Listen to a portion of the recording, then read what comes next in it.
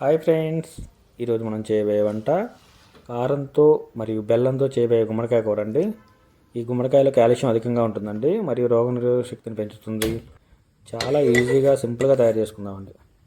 ముందుగా gas on చేసుకుని కళాయి తీసుకోవాలండి. 1 స్పూన్ ఆయిల్ తీసుకుందాము. ఆయిల్ వేడయ్యాక 1 స్పూన్ తాలింపు గింజలు మరియు కరివేపాకు వేయాలి. అలాగే 4 ఎండుమిర్చి తుంచిని తీసుకోవాలండి.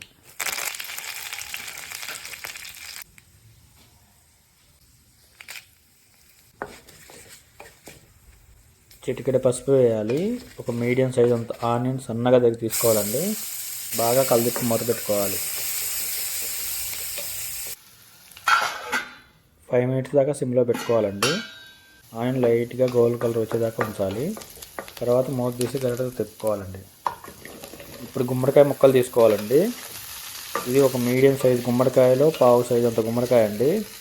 బాగా కలిపి మూత పెట్టుకోవాలి. 5 మినిట్స్కి ఒకసారి తిప్పుతూ ఉండాలండి. 10 మినిట్స్ దాకా ఉడికించాలి సిమ్లో. తర్వాత 1/2 గ్లాస్ వాటర్ తీసుకోవాలండి. కలుపుకొని 5 మినిట్స్ దాకా సిమ్లో ఉడికించాలి.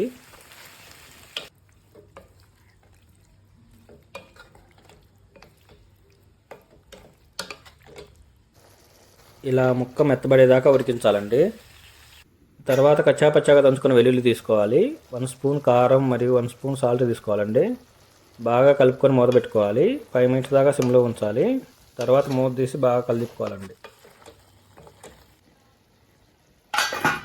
అన్నంలో గుమ్మడికాయ కారంతో తిందాం అనుకునే వాళ్ళకి రెడీ అయిందండి. గుమ్మడి కారం తర్వాత 200 గ్రాముల సైజ్ అంత బెల్లం తురుముకొని వేయాలండి. బాగా కలుపుకొని మూత పెట్టుకోవాలి. బెల్లం కరిగి గుమ్మడి ముక్కలకు బాగా పడుతుందండి. 5 to 10 మినిట్స్ దాకా సిమ్లోనే పెట్టాలి. మూత తీసి బాగా కలుపుకొని పుదీనా వేయాలి. రెడీ అయిందండి ఎంతో టేస్టీ అయిన బెల్లం గుమ్మడికాయ కూర.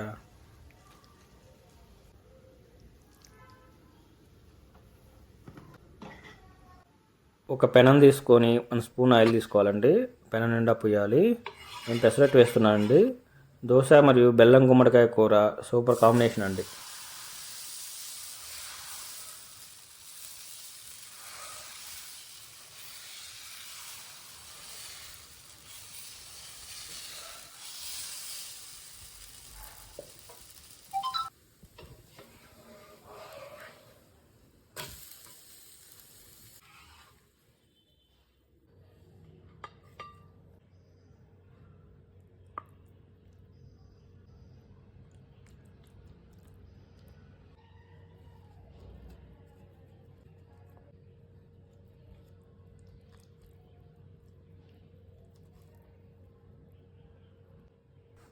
మరియు అన్నం గుమ్మడికాయ కారం కాంబినేషన్ అండి. చాలా టేస్టీగా ఉంటుంది.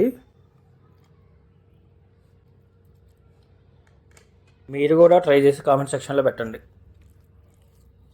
నా ఛానల్ సపోర్ట్ చేయండి friends. Please subscribe and like and comment. Thank you.